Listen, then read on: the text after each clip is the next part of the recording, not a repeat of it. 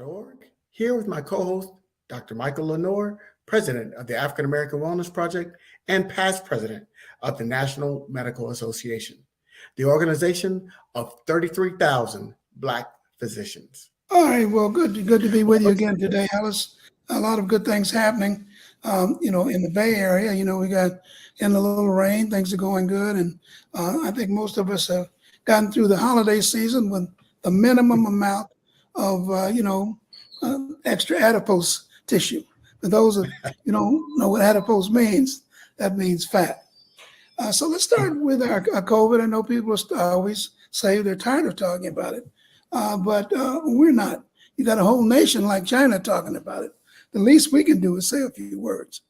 I think one of the things that is very alarming is the number of children who are not vaccinated for COVID-19 and who have not received the booster. I mean, I think that these vaccinations are really so very important in controlling the pandemic and preventing the spread of the disease, not to mention the impact they have on children.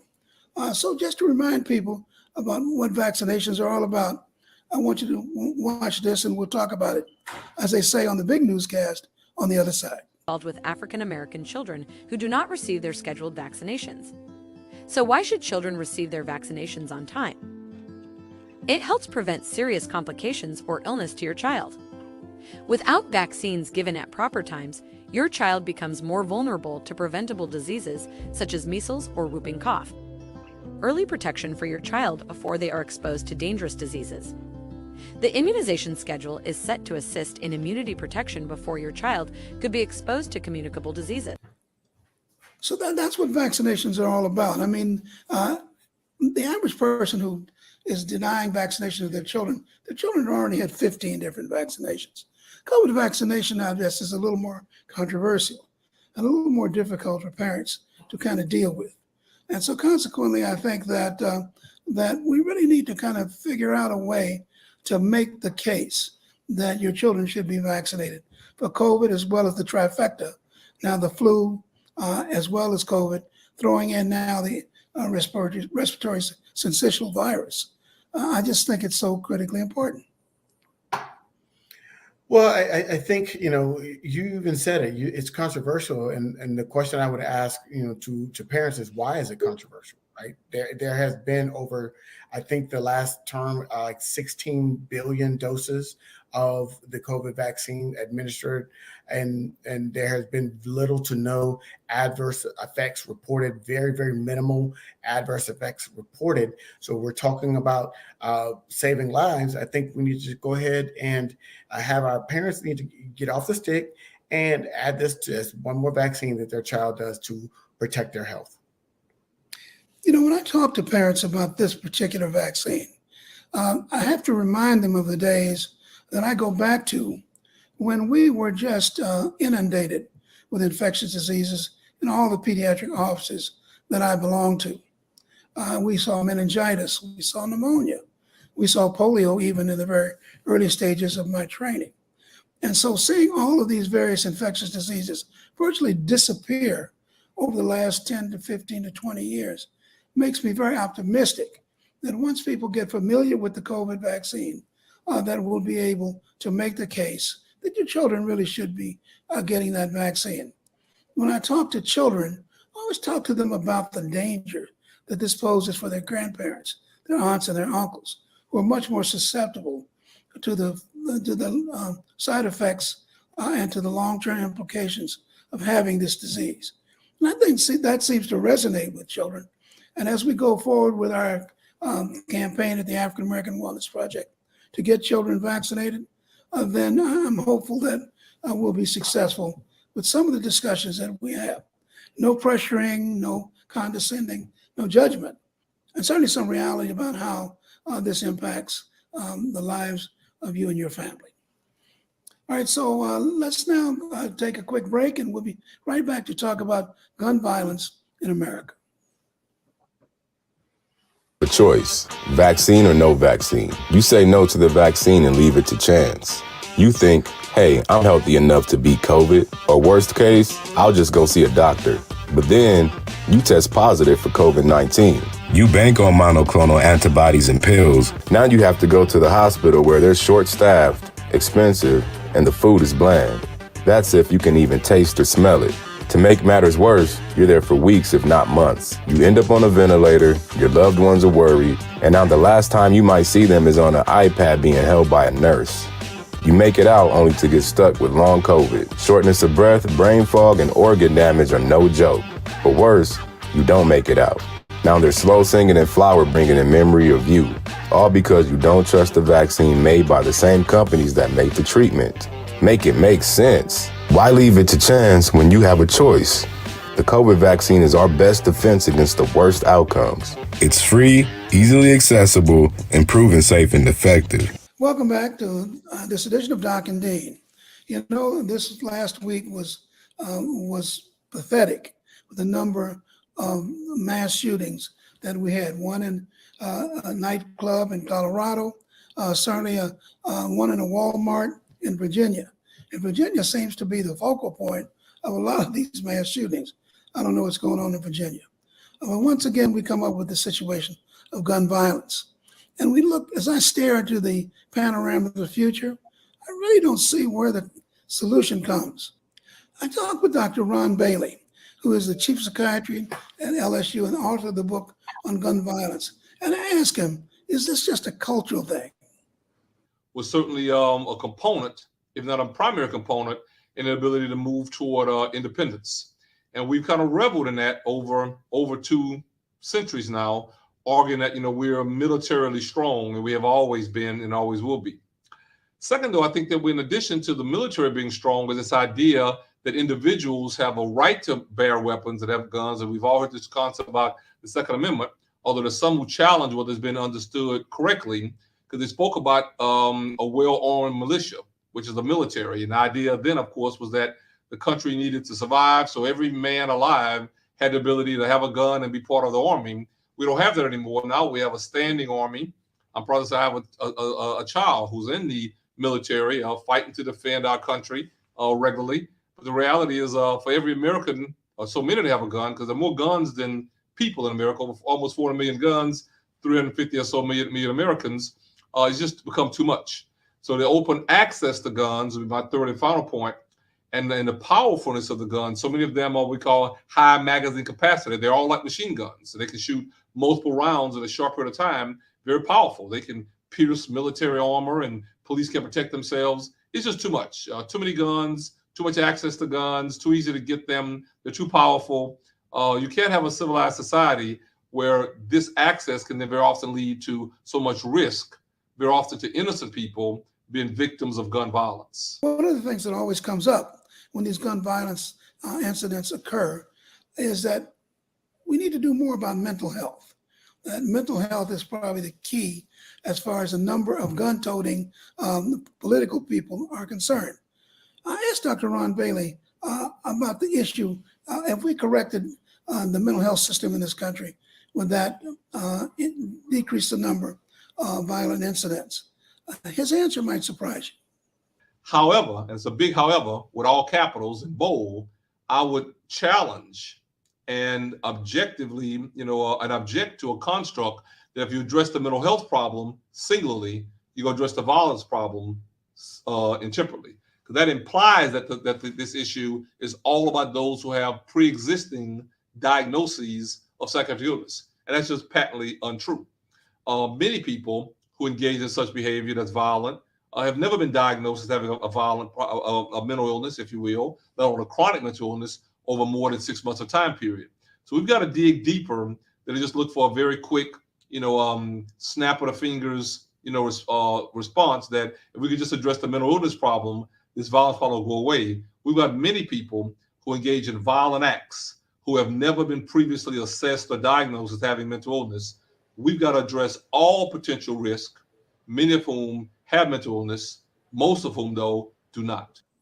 Ellison was a little surprised at the fact that he believes that most of the people who commit these crimes don't have a history of mental illness. And so approaching the mental health system may not be the solution to the problem. Well, I think mental health is a convenient excuse, right? Because it's such a blanket, and everybody hears that term, and it's like a Rorschach test where it means something different to everybody that hears it.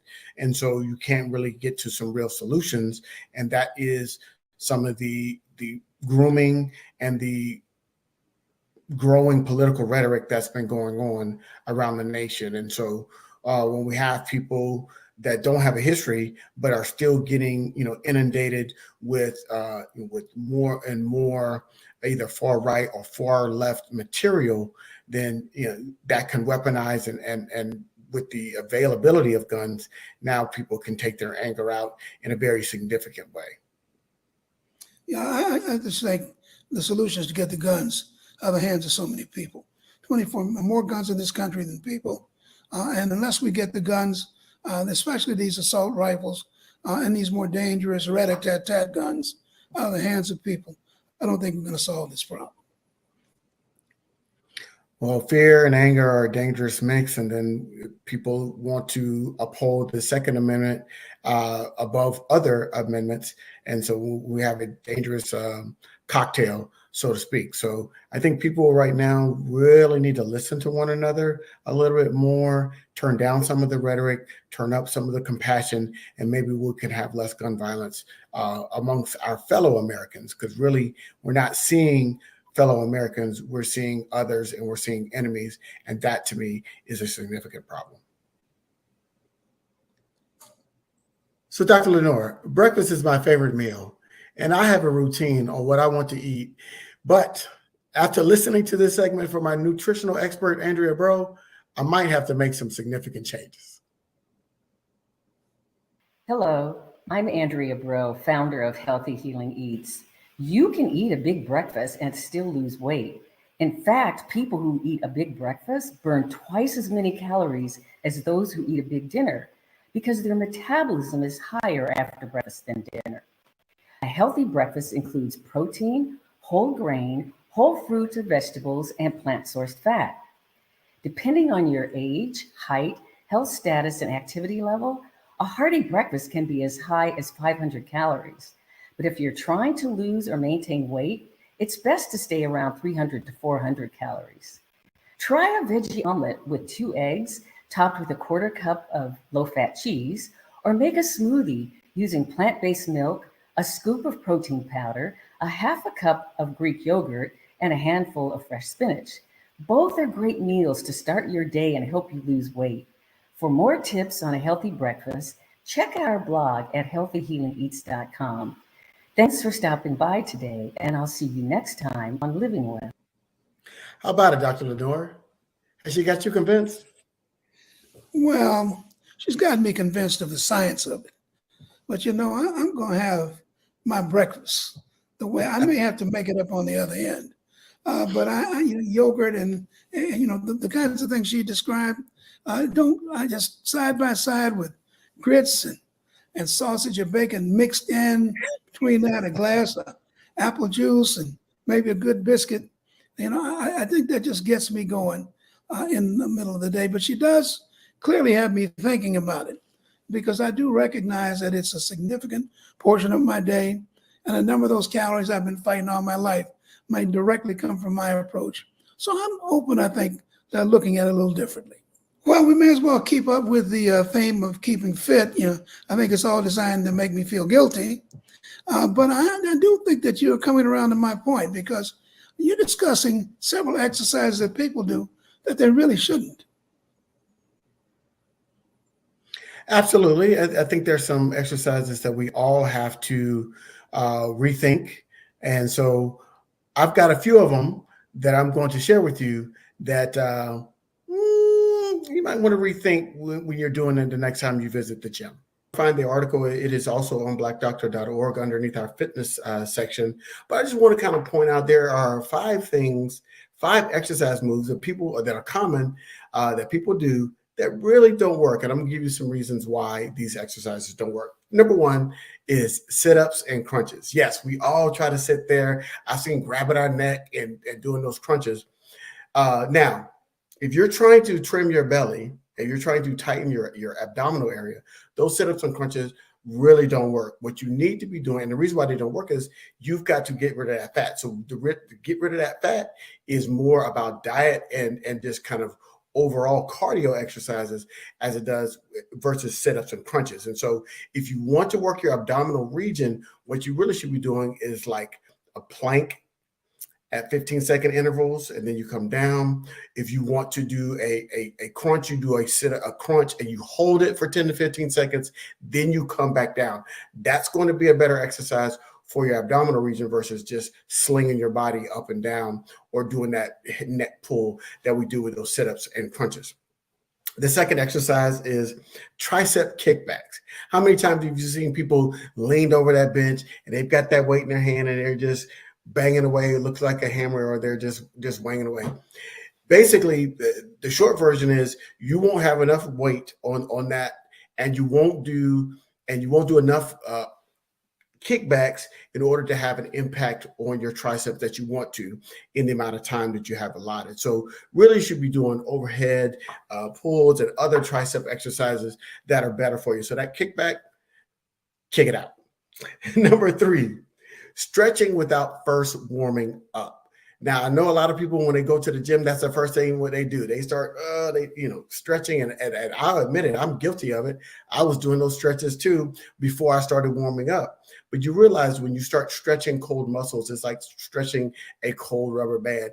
You're actually going to diminish your workout capacity because the muscles haven't been warmed up. You should do a light warm up, whether it's a brisk walk, some jumping jacks, things of that nature, to get the heart rate going, get the blood pumping throughout the body, to get those muscles activated. Then you stretch, and then you do your workout. So we've been doing it wrong. Look, I'm right there with you. I was stretching first and then trying to do a warm up. So you should warm up first, then stretch, then do your full workout.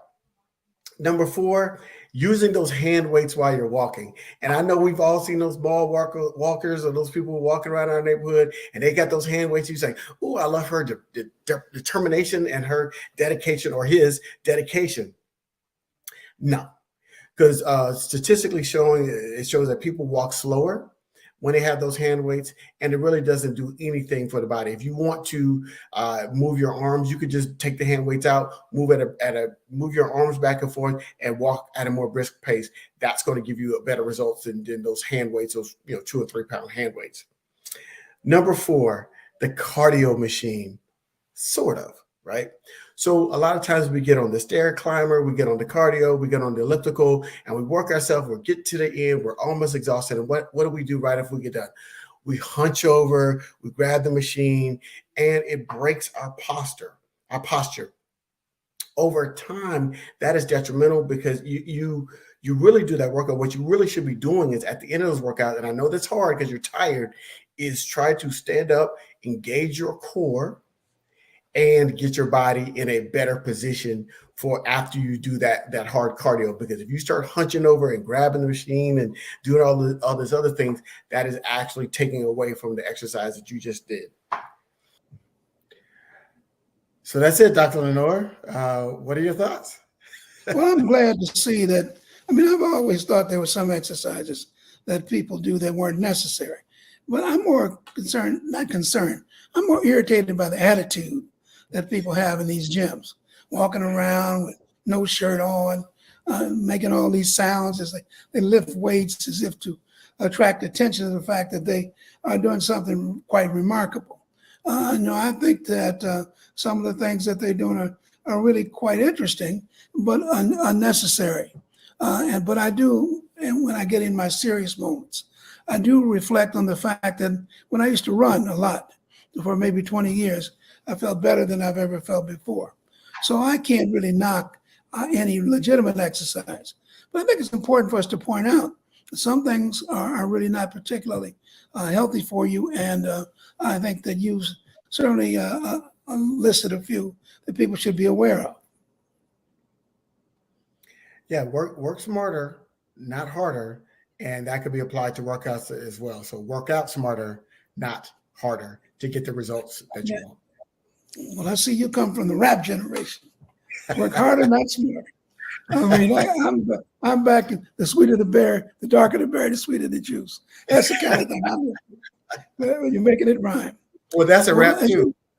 Yeah, as usual, Mr. Dean, our time has gone by pretty quickly, but we want to get people up to date on some of the things that they should be thinking about that are present in the news each week.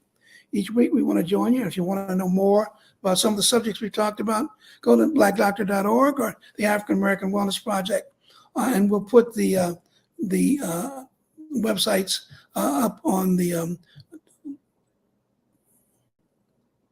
and we'll give you the information at the end of our show where you can reach both of these resources. So as we always say as we end our program, health is the biggest asset, so protect it.